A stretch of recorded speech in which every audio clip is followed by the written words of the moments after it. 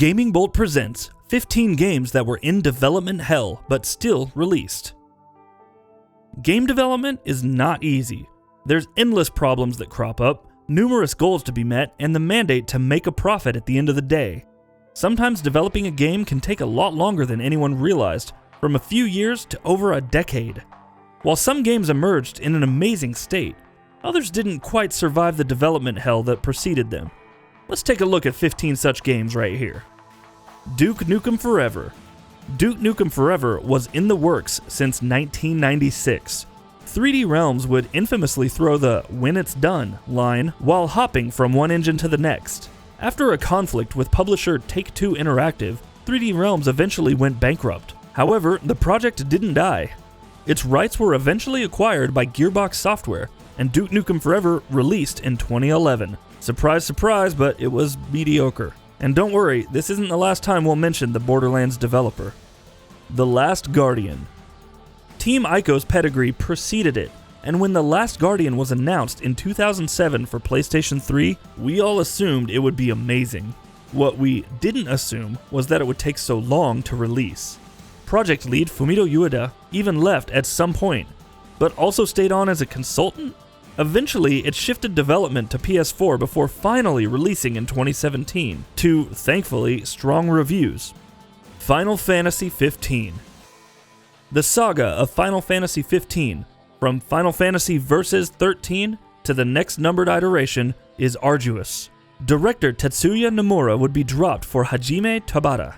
Characters like Stella Nox Floret would be replaced by Lunafreya. The universe shifted away from Fabula Nova Crystallis. Engines changed. Honestly, it's a miracle the game released at all. Aliens Colonial Marines. First-person shooters based on the Aliens franchise haven't always been terrible. Aliens vs. Predator comes to mind, but Aliens Colonial Marines was seemingly doomed from the get-go. Initially announced in 2001, then cancelled, and its rights sold to Sega in 2006, the game's development was helmed by Gearbox, but actually outsourced to other studios. It spent an additional 7 years in limbo and finally released in 2013 as one of the worst games ever made. Team Fortress 2. Team Fortress began as a mod for Quake and was super popular. And that's likely what prompted Valve to hire the team responsible for creating Team Fortress 2. Though it was announced in 1998, Team Fortress 2 wouldn't have a lot of updates. In fact, the next time it surfaced was with its realistic graphics replaced with a cartoonish aesthetic. Oh, and it also casually shipped with the Orange Box in 2007 along with Portal. It may not be one of Valve's best supported games currently, but Team Fortress 2 is still a pretty fun hero shooter. Prey. Prey 2 might have garnered more controversy for the rumored meddling of Bethesda in Human Head Studios' work. However, the first Prey also had a tumultuous development cycle, having been first announced in 1995.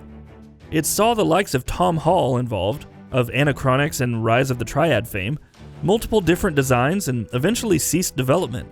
3D Realms would pick up the game again in 2001 with Human Head Studios brought on to finish it. Prey would finally release in July 2006, and unlike Duke Nukem Forever, it actually received a number of positive reviews. Owlboy. The 2D action platformer with a ton of heart and great gameplay took a while to finally release. With development starting in 2007, much of the delay could be attributed to D-Pad Studios scrapping things and starting from scratch again and again.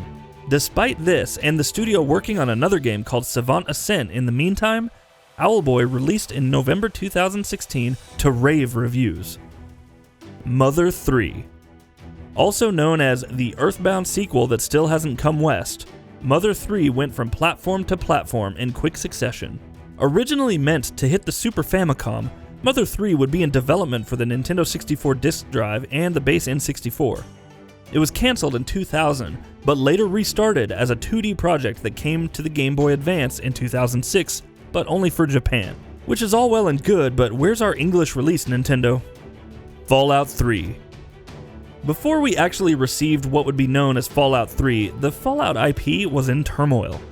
Black Isle Studios was busy working on its own Fallout 3, but that was eventually cancelled when Interplay went belly up. Bethesda Softworks would acquire the franchise and start development on its FPS RPG hybrid in 2004, which eventually released in 2008. It sold well and received tons of acclaim, though a number of fans took issue with how it made the series too casual for a new generation. L.A.NOIRE. Rockstar's games have quite the reputation for long development cycles. More than a few have been troubled, including Team Bondi's L.A.NOIRE, which was in development from 2004 until its release in 2011. Perhaps it was the estimated $50 million budget spurred by the advanced motion capture that led to the memorable facial animations. Regardless, L.A.NOIRE released, but a month later, tales of harsh working conditions, bad management, and much more came to light. Alan Wake. Back when Microsoft used to publish games rather than cancel them, it brought Remedy Entertainment's vision for Alan Wake to the Xbox 360. However, Remedy's development cycle for the game spanned a lengthy 6 years. Alan Wake was originally meant to be an open-world title, and even when it released as a straightforward action-adventure game in 2010, it received criticism for its odd narrative and lackluster mechanics. Shenmue. Yu Suzuki's magnum opus was a financial failure when all was said and done, despite strong critical acclaim and innovative new systems. Shenmue was in development for 6 years, going from Virtua Fighter RPG to a highly cinematic open-world RPG in that time, and costing $47 million to develop. Keep in mind that this was the mid to late 90s, so that's no small change by today's standard. Shenmue 3 is finally happening, and one hopes it avoids a similar fate. The Elder Scrolls 3 Morrowind.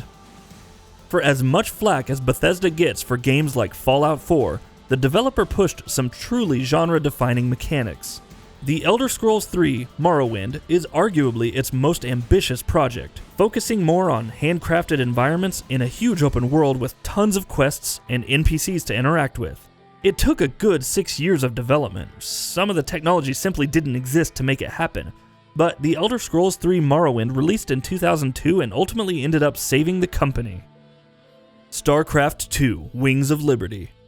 A long time ago, many Diablo fans would tease the company about when Diablo 3 would finally happen. Well, it turns out that Blizzard was fretting over another long-awaited follow-up in the StarCraft series. Having begun development in 2003 and released in 2010, StarCraft 2 had an incredible ambition.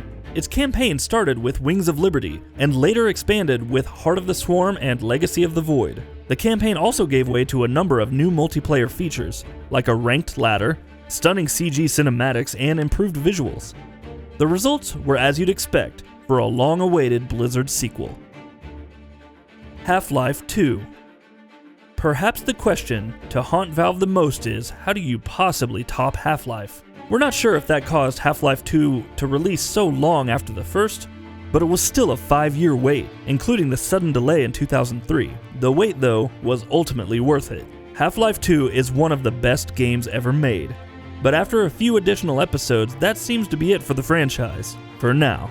And that'll be about it for this one. If you guys like what we're doing at GamingBolt, please consider subscribing to our channel, and I'll see you guys on the next video.